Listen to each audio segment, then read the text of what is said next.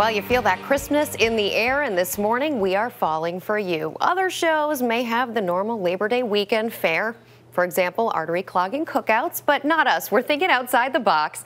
And not only for this weekend, we have some very high expectations. We're looking at all of fall, maybe even the rest of your life.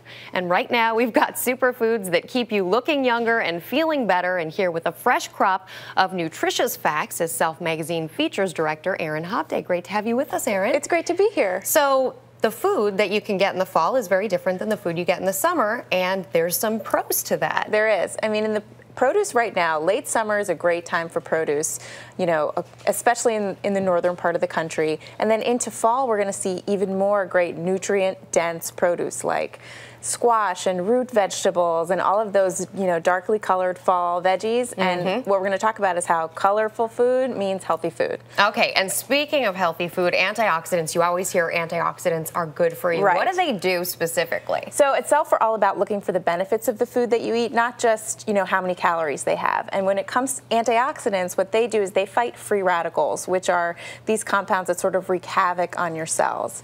And they cause inflammation, which is linked to everything from cancer to heart disease to wrinkles. So antioxidants fight those free radicals. And when it comes to shopping for food, bright is right. Okay. If it's got a lot of color, it has a lot of antioxidants, because generally the antioxidants give foods their color. So that's why we've got like peppers and berries and eggplant.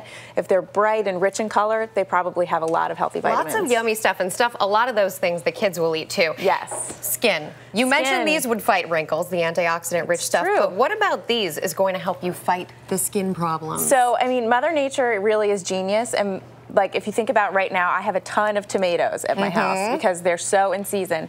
We also are getting a ton of sun right now, and we've had a ton of sun over the summer. So it's great to eat foods like this because they have lycopene, which not only increases your skin's natural SPF, but it also can help fight the sun damage that you got all summer. So you want to stock up on those.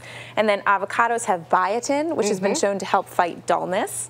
And cantaloupe and carrots are both orange. So orange foods and sweet potatoes, they're all orange. They do two things. They fight wrinkles and they help prevent acne. So both are really good things, for your skin. and you eat them. You don't just put them on your face. Right, you eat them. Heart disease is the #1 killer of women. Right.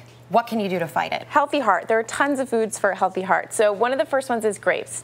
So if you like red wine, we all know red wine is good for your heart, but grapes are too. Do we know that? I'm glad to hear that this morning. I mean, you have your excuse to drink red wine, but grapes too. The resveratrol that's in red wine is also in grape skins. So they're going to do the same thing in terms of keeping your arteries healthy, helping blood flow. Kiwis have been shown, people who eat 2 kiwis a day have fewer blood clots and lower triglycerides. And corn on the cob, if you're having that this weekend. Yes.